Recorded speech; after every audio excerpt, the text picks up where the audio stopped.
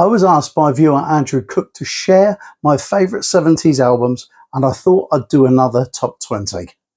Much like in my 80s album, there are so many that I've added 10 more to match it with the other video. So let's start off with a quick look at those that didn't quite make the top 20.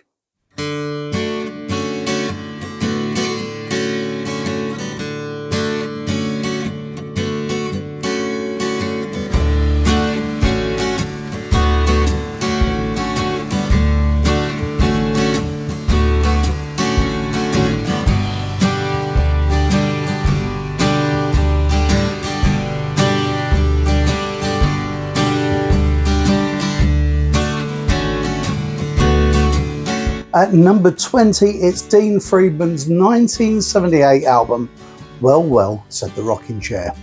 It's the album that spawned the singles Lucky Stars and Lydia, but there were plenty of other great songs on there as well, including one rather provocatively named one, S&M. At 19, it's the 1976 soundtrack album to the film A Star Is Born. I'd fallen in love for the first time and bought this for the girl of my dreams, only to be dumped a couple of weeks later for a guy who had a car. However, my love for this album lasted much longer. There are some excellent songs on this album, but for me, none were as good as Barbra Streisand singing Woman in the Moon. It still stands up really well, I think. Al Green comes in at number 18 with the 1973 album Call Me. I discovered him via his 1975 Greatest Hits album and liked it so much I started buying all of his albums, and this one is a gem. With the title track and Here I Am Come and Take Me as the singles, there's so much more on offer here. Have You Been Making Out OK is my top track from the album, but they're all mighty fine. The number 17 album is John Holt's 1000 Volts of Holt.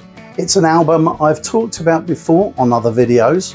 Also from 1973, it's an album of covers done reggae style, and it's just great. Every track's a winner, and there is so much to like on here. But for me, You Baby is something special.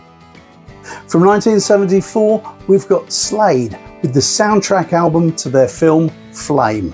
It's at number 16. I loved the film as it was really gritty and showed a more realistic side of life at the time, and it was full of great songs. How Does It Feel and Far Far Away were the big hits, but it was a completely cracking album all the way through. Rod Stewart's 1978 album Blondes Have More Fun is my number 15 album. Do You Think I'm Sexy may have been the big hit from the album, but I loved all of it. He does a decent cover of the Four Tops song Standing in the Shadows of Love, as well as Ain't Love a Bitch, which I always thought was underrated. And the other tracks on the album were really rather good as well. I know many people deride this album, but I've always loved it, and it holds good memories for me.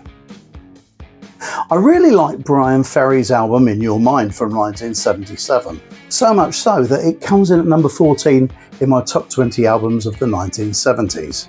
This Is Tomorrow and Tokyo Joe were the hits, but I enjoyed the album as a whole. He was forging his way as a solo artist, and having been the lead singer of Roxy Music, this seemed a proper departure from that style, and it worked for me. At number 13 from 1974, it's David Bowie's Diamond Dogs. I hadn't really been a fan, but this album was the one that grabbed me. Rebel Rebel was the big hit from the album, but I really enjoyed all the songs. And when he sang 1984, it seemed like light years away to a 13-year-old me. He's made some great albums, but this is the one I like the most. The same year brought us Queen's Sheer Heart Attack, number 12 on my countdown. Killer Queen and Now I'm Here were the big hits, but I have to say it's a fantastic album from start to finish.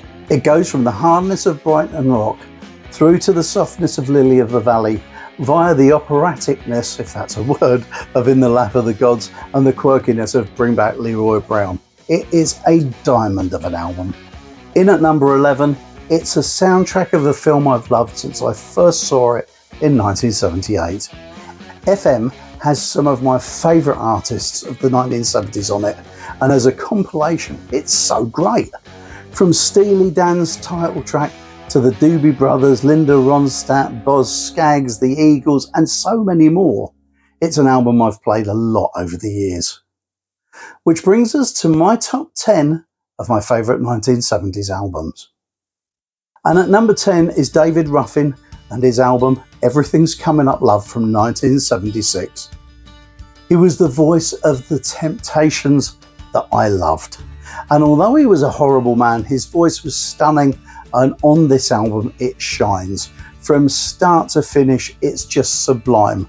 And with Van McCoy's fingerprints all over it, it's been an album I have loved for years.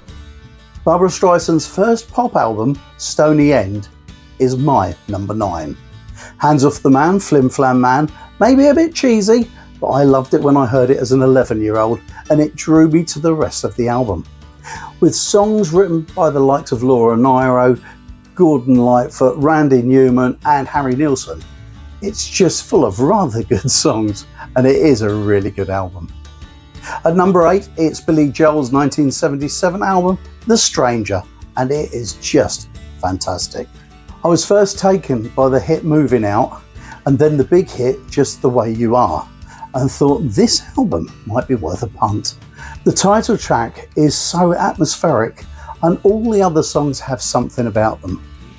From the years 1977 when it was released until 1985, this was Columbia Records' biggest selling album, and I can understand why. Next up, many may think it's a cheesy album, but Gilbert O'Sullivan's 1972 album Back to Front comes in at number 7 for me. I think he's really underrated as a songwriter, and this album still leaves me with a warm glow whenever I hear it. I was 11 when it came out, and like everyone at the time, heard his hit Claire on the radio every 5 minutes. But I didn't realise at the time how much I'd be charmed by the rest of the album. It won't be to any serious muso's taste, but I really don't care. I love it. At number 6, it's Ricky Lee Jones's self-named debut album. Released in 1979, it had a massive single, Chucky's in Love, that grabbed our attention. But the album takes me back to the summer of 1980, when it seemed like this was the only album they ever played in Zach's restaurant in Great Yarmouth. I heard it so much in the background every time we went in there for something to eat that I knew and liked all of the songs and ended up buying the album. Elton John's Captain Fantastic and the Brown Dirt Cowboy comes in at number 5. I've talked about this album in other videos and said how much I love it, and it's still true. The album is very much one of stories of his and Bernie Taupin's lives at the time, and it's full of great songs, but the one I love most of all is Hidden Away on side 2. Writing is a song that I picked up on during my initial play, and I've loved it ever since. As far as I'm concerned, it's the highlight of the album for me. From 1973, Paul McCartney and Wings' Band on the Run is a classic, and it's my 4th favourite album of the 1970s. I would imagine that anyone who liked him at the time knows all about this album and the story behind it. It's an album that I think is as fresh today as it was when it was released. And as far as I'm concerned, there isn't a bad song on it. And I'll tell you this, the same can be said about the album choice at number 3. Carly Simon's album Hotcakes is a joy for me. It's another album I've talked about on other videos. I've loved it since the day I first heard it. It was released in 1974, but I didn't hear it until a few years later, and it's one that has songs I've been singing ever since.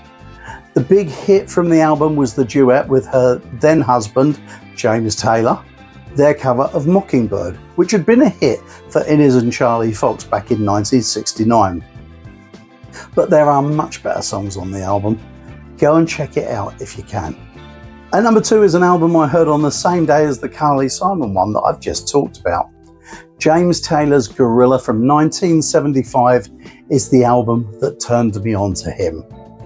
It's an album that is just a joy to hear for me. There's not a filler song on it as far as I'm concerned.